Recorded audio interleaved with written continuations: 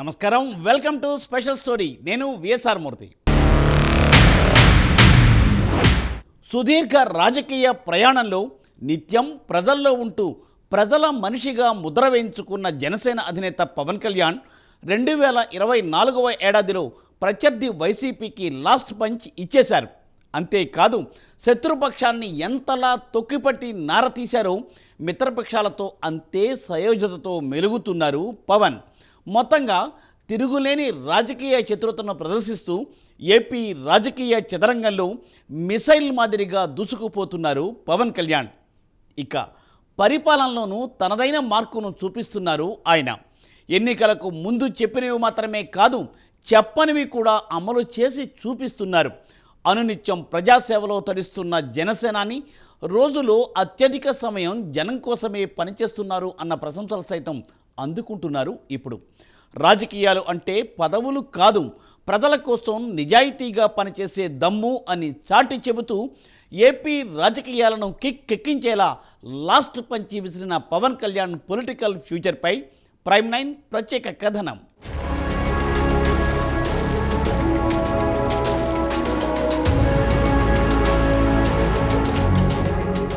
పవన్ కళ్యాణ్ ఈ పేరు పవర్ కళ్యాణ్గా మారిపోయి 7 నెలలు కావస్తోంది. ప్రపంచంలో యువతలో అత్యధిక ఫాలోయింగ్ ఉన్న పవన్ కళ్యాణ్ 2024 ఎన్నికల్లో ఏపీలో రాజకీయ పరిణామాలను వంటి చేత్తో మార్చివేశారు. లాస్ట్ పంచ్ ఇచ్చి అసలు సిసలు పొలిటికల్ కిక్కు రుచి చూపించారు. ఎన్నికలకు ముందు విస్తృతంగా ప్రజల్లో పర్యటించిన పవన్ కు జనం నీరాజనాలు పలికారు. పబ్లిక్ మీటింగ్స్ లో ఆయనకు వచ్చిన ఆదరణ ఎప్పటికీ మర్చిపోలేం. ఇంకోవైపు వారాహి యాత్రలతో జనంలో చైతన్యం నింపారు. అప్పటి జగన్ పాలనలోని వైఫల్యాలను జనంలోకి తీసుకువెళ్లారు. ప్రజలను మోటివేట్ చేయడంలో సూపర్ సక్సెస్ అయ్యారు.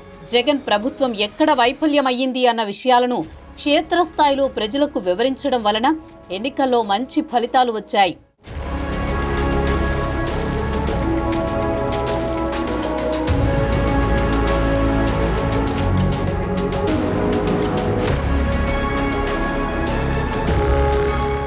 వైసీపీ హయాంలోని అవకతవకలను వారాహి సభల్లో తూర్పారబట్టారు పవన్. స్వచ్ఛందంగా పవన్ సభలకు జనం తరలి వస్తుంటారు. మరో నాయకుడైతే కోట్ల రూపాయల్లో ఖర్చు పెట్టినా జనాన్ని పోగు చేసుకోలేని పరిస్థితి. కానీ పవన్ కళ్యాణ్ కల కాదు, ఆయన ఒక పిలుపునిస్తే యువత లక్షల్లో కదులుతారు. పవన్ సభలు ఇసుకేస్తే రాలనంతగా కిక్కిరిసిపోతాయి. ఎన్నికలకు ముందు పవన్ క్షేత్రస్థాయి పర్యటనలలో వైసీపీ హయాంలో జరిగిన అవకతవకలను బట్టబయలు చేసి జనంలోకి గట్టిగా పంపించారు. పవన్ దూకుడు కూటమికి బాగా ప్లస్ అయింది. ఏపీలోనే కాకుండా కేంద్రంలో కూడా ఎన్డీఏ కూటమి రావడానికి పవన్ కారణమయ్యారు. ఎన్నికల ఫలితాలతో ఒక్కసారిగా పవన్ సత్తా ఏంటో దేశం మొత్తానికి తెలిసి వచ్చింది.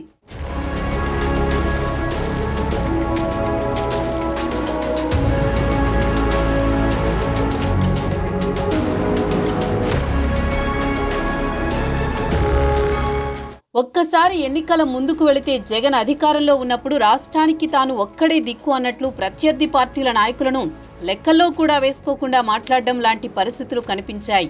ముఖ్యంగా కోట్లాది మంది అభిమానులు ఉన్న పవన్ కళ్యాణ్ లాంటి వారిని అసెంబ్లీ గేటు కూడా తాకనివ్వమంటూ వైసీపీ నాయకులు చాలా చులకనగా మాట్లాడేవారు.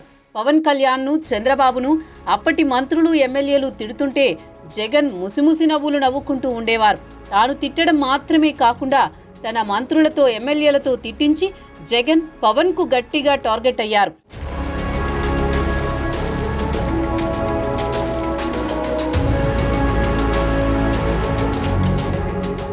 ఇక చంద్రబాబు విషయానికొస్తే ఆయనను ఆధారాలు చూపించకుండా స్కిల్ కేసులో అరెస్ట్ చేశారన్న ఆరోపణలు ఎదుర్కొంటున్నారు జగన్.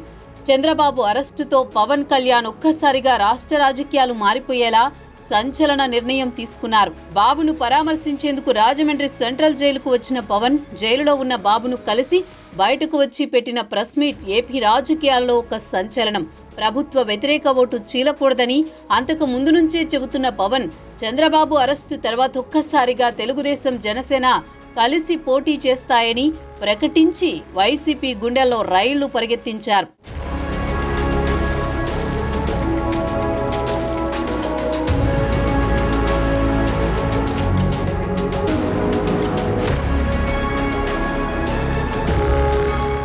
చంద్రబాబును అరెస్ట్ చేశాక ఆయనను పరామర్శించడానికి వస్తున్న పవన్ కళ్యాణ్ బోర్డర్లోనే పోలీసులతో ఆపేయించారు జగన్.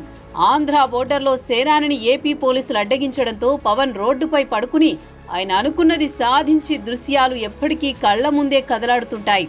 జగన్ విధానాలపై తీవ్ర ఆగ్రహంతో రగిలిపోయిన పవన్ కళ్యాణ్ జైలులో బాబును కలిశాక బయటకు వచ్చి ప్రెస్ మీట్ పెట్టి సంచలన నిర్ణయాన్ని ప్రకటించారు. పవన్ ప్రకటనతో ఏపీ రాజకీయాలు ఒక్కసారిగా మారిపోయాయి.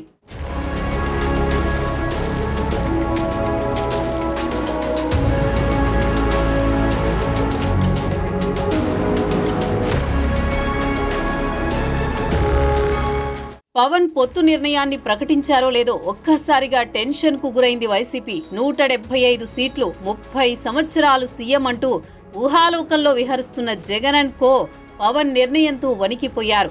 ఎందుకంటే జనసేన, తెలుగుదేశం కలిస్తే రిజల్ట్ ఎలా ఉంటుందో వైసీపీకి తెలిసినంత బాగా ఇంకెవ్వరికీ తెలియదు.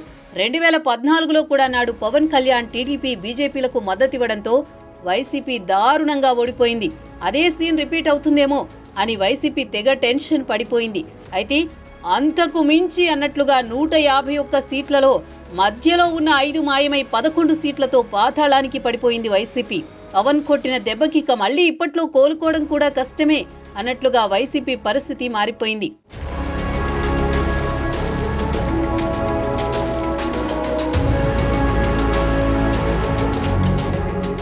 కోట్లాది మంది అభిమానులు పవన్ సొంతం. 2 తెలుగు రాష్ట్రాల్లో మాత్రమే కాదు, ప్రపంచంలోని తెలుగు వారంతా పవన్ అంటే ఇష్టపడతారు.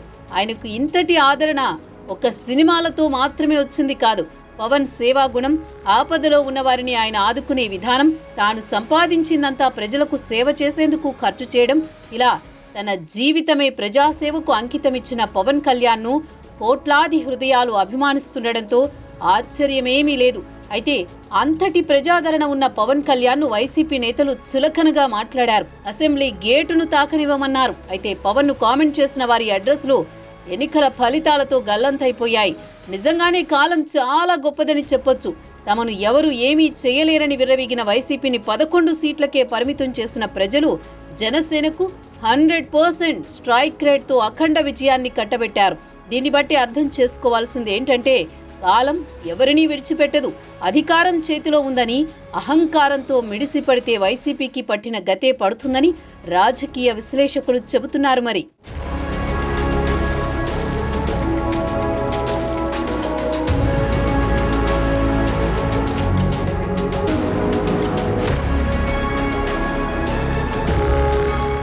అసెంబ్లీలో పవన్ ప్రమాణ స్వీకార దృశ్యం జన సైనికులు పవన్ను అభిమానించే వాళ్ళు ఎప్పటికీ మర్చిపోలేరు. ఎన్నికల ముందు వరకు పవన్ను అసెంబ్లీ గేటు కూడా తాకనివ్వం అంటూ వైసీపీ నేతలు బీరాలు పోగా వారందరికీ దిమ్మ తిరిగిపోయేలా ఆ పార్టీ కంటే రెట్టింపు ఎమ్మెల్యేలతో పవన్ శాసనసభలో అడుగుపెట్టారు. హేళన చేసిన వైసీపీ పతనమైపోగా జనసేనాని మాత్రం డిప్యూటీ సీఎం కుర్చీలో కూర్చున్నారు. ఇది కదా అసలు సిసలైన పొలిటికల్ కిక్ అంటే. పవన్ ఇచ్చిన లాస్ట్ పంచ్ వైసీపీ నేతలకు జీవితాంతం గుర్తుండిపోవడం ఖాయం. మరి టైం వచ్చినప్పుడు ఏదైనా సాధ్యమే కదా. కాలం తలుచుకుంటే ఎంతగా మిడిసిపడే వారికైనా బుద్ధి చెప్పి తీరడం ఖాయం. ఇది అందరూ చెప్పే మాటే.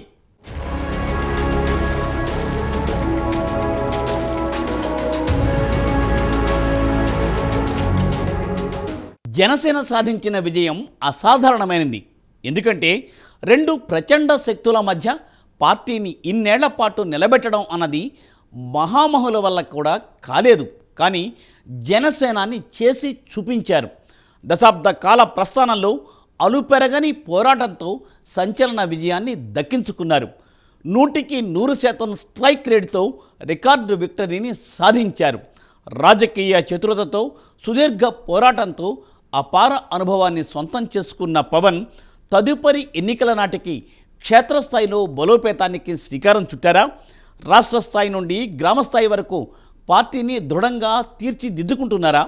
మరింత బలం పెంచుకునేలా అడుగులు వేస్తున్న పవన్ ఫ్యూచర్ ప్లాన్ ఏంటి? అసలు డిప్యూటీ సీఎంగా ఈ 6-7 నెలల కాలంలో పవన్ తీసుకొచ్చిన మార్పులు ఏంటి?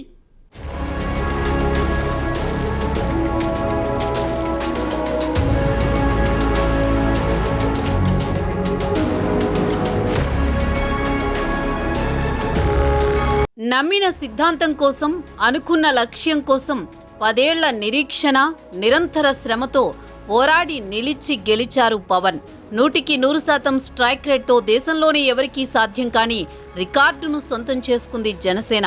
సీట్ల పంచాయతీలో రాష్ట్రం కోసం తగ్గి తనకు తాను తగ్గించుకున్నవాడు హెచ్చింపబడతాడు అనే బైబిల్ సూక్తితో 21 అసెంబ్లీ, 2 ఎంపీ సీట్లతో తగ్గి 100% స్ట్రైక్ రేట్తో ప్రజలతో హెచ్చింపబడ్డారు పవన్. 100% స్ట్రైక్ రేట్తో బంపర్ విక్టరీ కొట్టిన పవన్ను ఎన్డీఏ మీటింగ్లో భారత ప్రధాని మోదీ పవన్ నహి ఆంధీ హై అని అంతమంది అతిరథ మహారథుల మధ్య పొగిడిన పొగడ్తలతో దేశంలో సేనాని పేరు మారుమ్రోగడంతో వచ్చిన కిక్ అసలు సిసలైన కిక్ అని జన సైనికులు అంటున్నారు.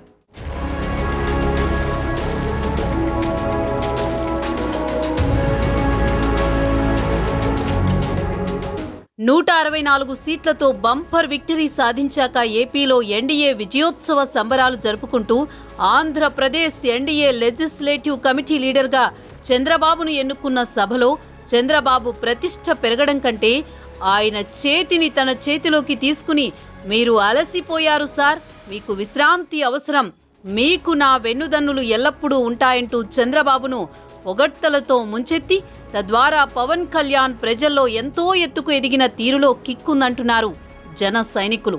ఈ విషయంలో పవన్ రాజకీయ చాతుర్యం అందరినీ ఆకట్టుకుందని చెప్పాలి.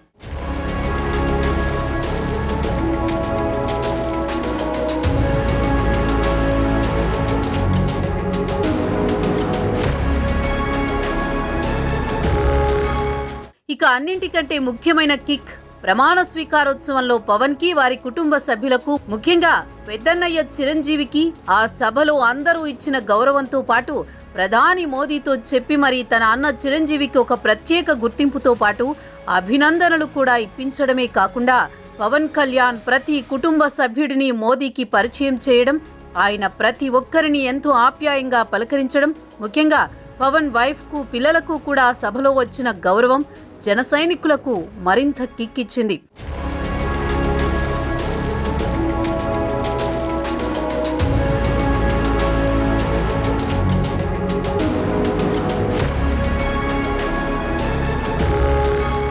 ఉప ముఖ్యమంత్రిగా ప్రమాణ స్వీకారం చేసి తాను ఏరికోరి తీసుకున్న శాఖల ద్వారా ప్రతి శాఖలోనూ ఒక ప్రత్యేకతను చూపిస్తూ ప్రజాభిమానాన్ని పొందడం, ముఖ్యంగా పంచాయతీరాజ్, గ్రామీణాభివృద్ధితో పాటు అటవీ శాఖలో తాను అనుసరించిన విధానాల ద్వారా ప్రజల నుంచి పొందుతున్న అభివృద్ధి, అభినందనలతో తమ నాయకుడి గురించి గొప్పగా చెప్పుకుంటూ కిక్కు పొందుతున్నారు జన సైనికులు.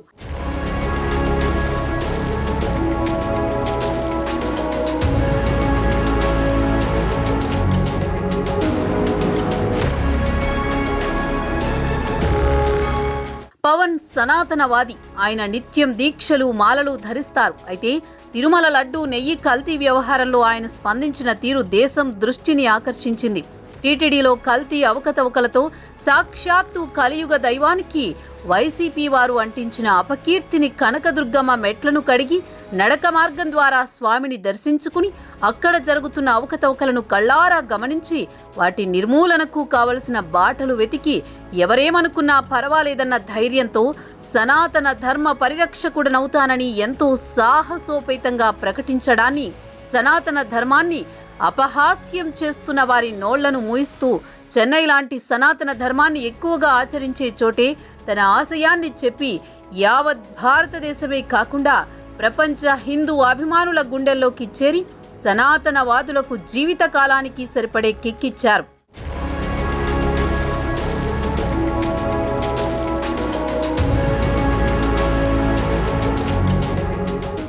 సనాతనవాదాన్ని గట్టిగా ఎత్తుకోవడంతో దేశస్థాయిలో మెరిశారు పవన్.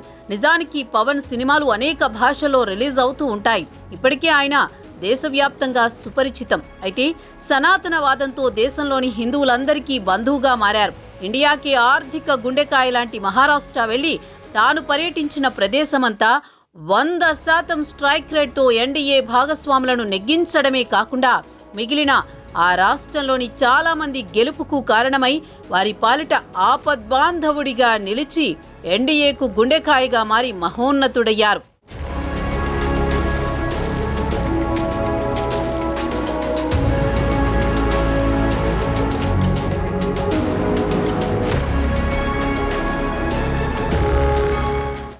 కూటమి అధికారంలోకి రాకముందు ఏపీలోని రోడ్ల పరిస్థితి ఎలా ఉండేదో ప్రత్యేకించి చెప్పక్కర్లేదు. వర్షాలు పడితే ఆ గుంతల్లోని బురదతో దోమలు గుమిగూడి పసిపిల్లలపై దాడి చేయడం లాంటి ఘటనలు మర్చిపోలేం. అయితే కూటమి అధికారంలోకి వచ్చాక పవన్ కళ్యాణ్ చొరవ తీసుకుని రోడ్లపై దృష్టి పెట్టారు. గ్రామాల్లో సుందరమైన రోడ్లను నిర్మిస్తున్నారు. పంచాయతీరాజ్ నిధులను కేంద్రం నుంచి తెప్పించి ప్రతి పంచాయతీకి రోడ్లు వేయించే కార్యక్రమం చేస్తున్నారు. ఒక నగరం అభివృద్ధి చెందాలన్నా, లేదంటే ఒక గ్రామం అభివృద్ధి చెందాలన్నా మొత్తంగా దేశంలో డెవలప్మెంట్ జరగాలి అంటే రోడ్లే ప్రధానం. ఎందుకంటే రోడ్లు లేకపోతే రవాణా వ్యవస్థ లేదు. కనెక్టివిటీ లేని ఏ దేశమైనా అభివృద్ధిలో వెనుకడుగు వేయాల్సిందే. గడిచిన 5 సంవత్సరాల కాలంలో రోడ్లను పట్టించుకోలేదు అన్న విమర్శలున్నాయి. కొత్త రోడ్లు వేయకపోగా గుంతల రోడ్లతో ప్రజల ప్రాణాలతో చెలగాటమాడుతున్నారని నాడు జగన్ హయాంలో జనసేన, తెలుగుదేశం పెద్ద ఎత్తున విమర్శలు చేసిన సంగతి తెలిసిందే. ఇక జనసేన అయితే ఏకంగా సొంత నిధులతో రోడ్లను సైతం వేయించింది.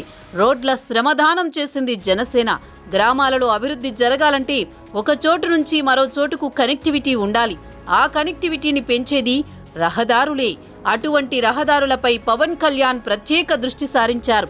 డిప్యూటీ సీఎం పవన్ గ్రామీణ అభివృద్ధి శాఖను కూడా నిర్వహిస్తున్నారు. గ్రామాలలో అభివృద్ధి లక్ష్యంగా ఆయన అడుగులు వేస్తున్నారు. ఇప్పటికే మౌలిక సదుపాయాల కల్పనతో పాటు గ్రామాలలో ఉపాధిని సైతం కల్పిస్తూ ప్రజల మన్ననలు చురగొన్నారు. ఒకప్పుడు తమ గ్రామాల్లోకి వెళ్లాలంటే నడుముల లోతు గుంతల్లో నుంచి ట్రావెల్ చేయాల్సి వచ్చేదని, పవన్ దేవుడిలా వచ్చి తమ గ్రామాల రూపురేఖలు మార్చేశాడంటూ ప్రజలంతా తమ అభిప్రాయం వ్యక్తపరుస్తుంటే ఆ కిక్కులో పరవశిస్తున్నారు జన సైనికులు.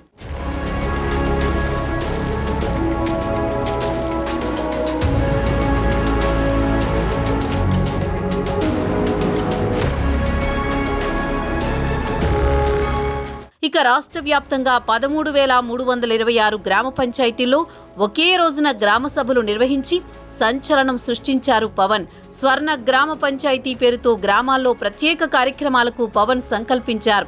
ఈ మేరకు రాష్ట్ర వ్యాప్తంగా ఉన్న 13,326 గ్రామ పంచాయతీల్లో ఏకకాలంలో గ్రామ సభలు నిర్వహించారు. గ్రామాల సుస్థిర అభివృద్ధి దిశగా పల్లెలు మళ్లీ పచ్చగా కళకళలాడే స్వర్ణ గ్రామ పంచాయతీ పేరుతో ఒకే రోజు 13,326 గ్రామ పంచాయతీల్లో గ్రామ సభలను నిర్వహించి సరికొత్త ప్రపంచ రికార్డ్ క్రియేట్ చేశారు. గ్రామాల అభివృద్ధికి 4 ప్రధాన ప్రణాళికలతో గ్రామ సభలు నిర్వహించారు. గ్రామాల్లోని సమస్యలు, వాటికి పరిష్కార మార్గాల కోసం పవన్ నిర్వహించిన గ్రామ సభలు సక్సెస్ అయ్యాయి. గతంలో పంచాయతీరాజ్ శాఖ మంత్రులుగా పనిచేసిన వాళ్ళెవరూ చేయలేనిది పవన్ చేసి చూపించారు. పవన్ కృషిని ప్రపంచం గుర్తించింది.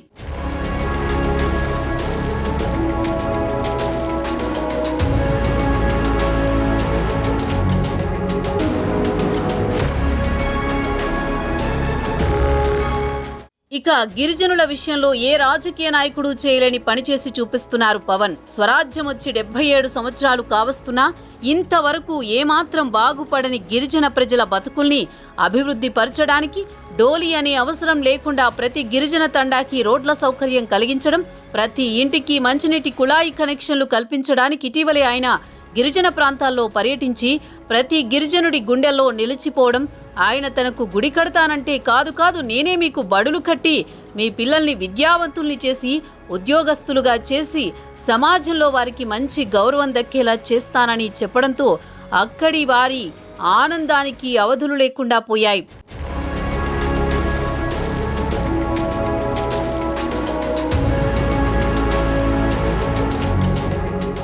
పవన్ కళ్యాణ్ అంటే మాటల నాయకుడు కాదు, చేతల నాయకుడు అని సర్వత్రా కామెంట్లు వినిపిస్తున్నాయి. ఇదే విధంగా ముందుకు వెళితే పవన్ కళ్యాణ్ భవిష్యత్తులో మరిన్ని ఉన్నత శిఖరాలను అధిరోహించడం ఖాయమని అంటున్నారు. చూడాలి మరి పవన్ పొలిటికల్ ఫ్యూచర్ ఏ మలుపు తిరుగుతుందో అన్నది.